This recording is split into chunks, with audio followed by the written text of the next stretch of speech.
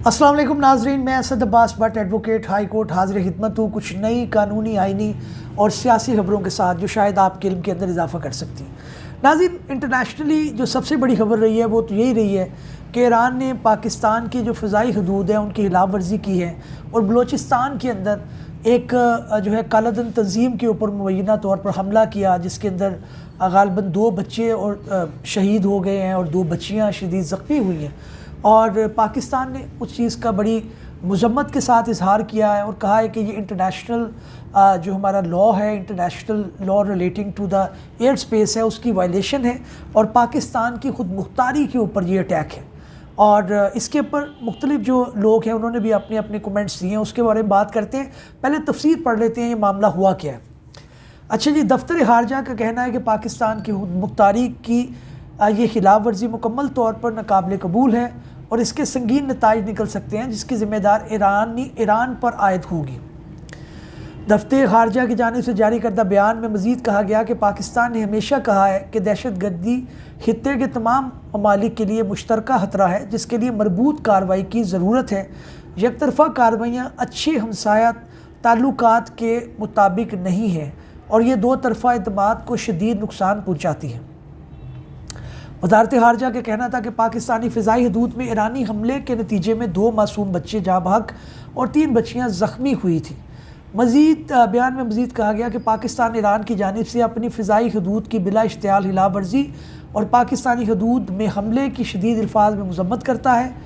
दफ्तर खारजा के मुताबिक ये बात और भी तशवीशनाक है कि पाकिस्तान और ईरान के दरमियान राब्ते के मुतादिद चैनल्स मौजूद होने के बावजूद ये गैर कानूनी अमल हुआ। दफ्तर खारजा के मुताबिक पाकिस्तान ने पहले ही तेहरान में ईरानी वज़ारत खारजा में मुतल्लिका सीनियर अहदेदारों के पास शदीद एहतजाज दर्ज करवाया है और इसके अलावा ईरानी नाज़िमुल अमूर को भी वज़ारत खारजा में तलब किया गया ताकि पाकिस्तान की खुद मुख्तारी और उसकी सरीहन खिलाफ वर्जी की शदीद मज़म्मत की जाए। वाज़ेह रहे कि पीर के रोज़ ईरानी सिक्योरिटी फोर्सेस की जानिब से पाकिस्तान की फ़िज़ाई हदूद की खिलाफ वर्जी करते हुए बलूचिस्तान में मिसाइल और ड्रोन हमले किए गए थे। ईरानी सरकारी टीवी न्यूज़ के खबर में दावा किया गया कि ईरानी सिक्योरिटी फोर्सेस ने की जानिब से पाकिस्तान के सूबे बलूचिस्तान में जैश-उल अदल नामी तंजीम के 2 ठिकानों पर मिसाइल और ड्रोन हमले किए गए।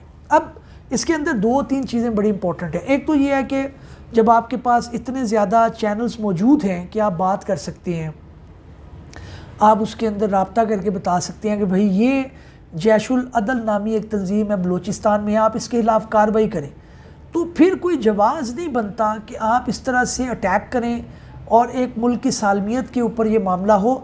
लेकिन ईरान से हमारे ताल्लुकात बड़े अच्छे रहे हैं और तारीख़ी रहे हैं, एक दूसरे की मदद भी होती रही, ज़लज़ला हो, आफ़ात हो, कोई बारिशों का सिलसिला हो, सैलाब का सिलसिला हो, दोनों मुल्क जो है वो आ रहे हैं, नेबरिंग कंट्री हैं, मुसलमान ममालिक हैं, तो उनके दरमियान तिजारत भी है, दूसरी चीज़ें भी हैं। तो होना तो ये चाहिए कि इसको अच्छे तरीके से सुलझा लिया जाए। शहबाज शरीफ साहब ने भी कहा है कि ईरान की जानिब से पाकिस्तान की सरहदी हदूद की खिलाफ वर्जी से दचका लगा है। ज़ाहिर है सारे लीडरान उसके ऊपर बात कर रहे हैं और ये होना भी चाहिए। चीन ने अच्छा पैगाम छोड़ा। चीन ने कहा कि पाकिस्तान और ईरान तहम्मुल से काम लेने की अपील है ताकि इसके अंदर कोई ऐसी बात नहीं होनी चाहिए। निगरान वज़ीर इत्तलात बलूचिस्तान जान अचज़ई ने कहा है कि ईरान की तरफ से पाकिस्तानी खुद मुख्तारी की खिलाफ वर्जी ताल्लुकात, एतमाद और तिजारती रवाबत को नुकसान पहुँचा सकती है। ज़ाहिर है जब इस तरह से होगा तो होगा। अच्छा जी, पाकिस्तान का ईरान से अपना सफ़ीर वापस बुलाने का ऐलान, ईरानी सफ़ीर को मुल्क छोड़ने की हिदायत, क्योंकि थोड़ा सा ये डिस्टर्बिंग भी रहा है पाकिस्तान के लिए और इसमें कोई इस तरह से वो कर रहे हैं। लेकिन मेरा ख़्याल है कि 1-2 रोज़ के अंदर इंटरनेशनल जो लोग हैं वो इसके अंदर कूद पड़ेंगे, मामलात बेहतरी की तरफ जाएंगे।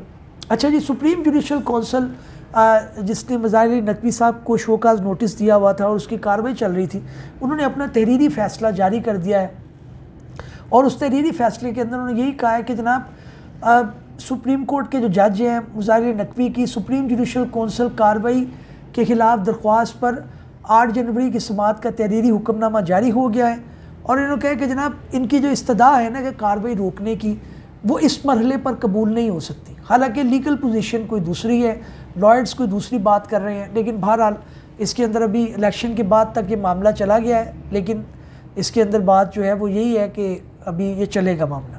اچھا جی ناظرین، دنیا بھر کے اندر روزوں کا دورانیہ کتنا ہوگا، یہ ایک خبر تھی، میں نے کہا شیئر کروں۔ رمضان بھی سر پہ ہیں، رمضان المبارک کا آغاز مارچ میں ہوگا۔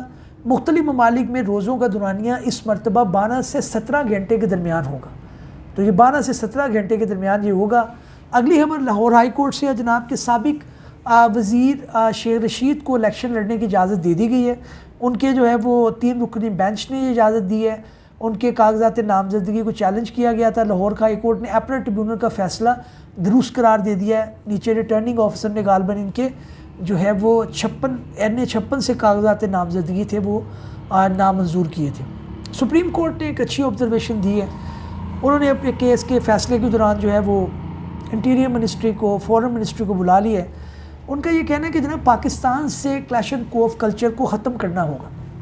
ایک کیس کی گیری کے دوران ایک بیل پٹیشن تھی، اس کے اندر چوری ہو گئی تھی، تو چور نے کہا جی میری کلیش اینڈ کوف بھی تھی، میرا پسٹل بھی تھا، تو کورٹ نے استفسار کیا کہ جناب آپ نے ان سے پوچھا کہ آپ کے پاس یہ لائسنس تھا؟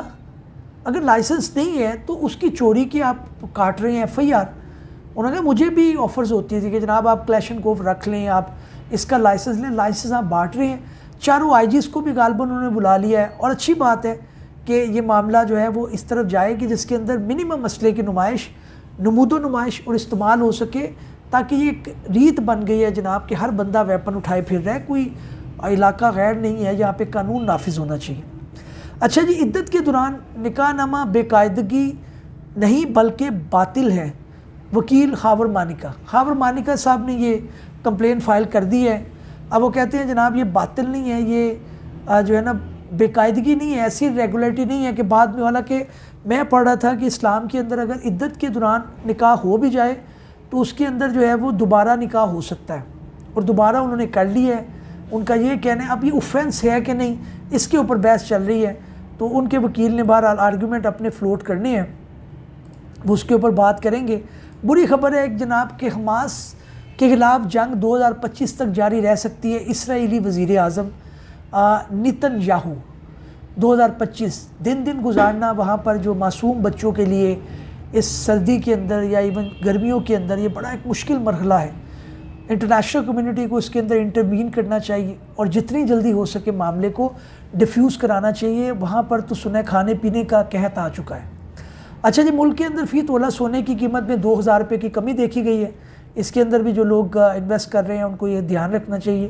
اچھی خبر یہ ہے کہ پاکستان کو جناب آئی ایم ایف سے 17 کروڑ ڈالر کی اگلی قسط موصول ہو گئی ہے، اس سے سٹیبلٹی آئے گی، لیکن ڈالر آج 180 سے ابو چلا گیا ہے، یہ چیز بھی دیکھنے والی ہے۔ لیکن میرا خیال ہے اس کے بعد اب معاملات آئیں گے نیچے کی طرف اور بہتری کی طرف معاملات آگے بڑھیں گی۔ اچھا جی، بانی پی ٹی آئی الیکشن نہیں لڑ سکتے، لاہور ہائی کورٹ نے بھی اپیل مسترد کر دی ہے۔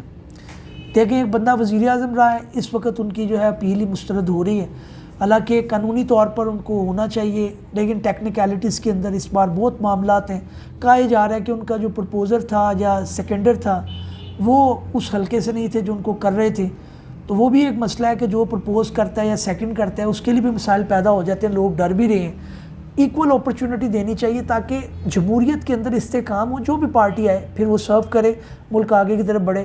اس امید کے ساتھ کہ ہماری یہ کاوش آپ کو پسند آئی ہوگی، نئے بھی لوگ میں حاضر خدمت ہوں گے، تب تک کے لیے اجازت دیجیے، اللہ حافظ۔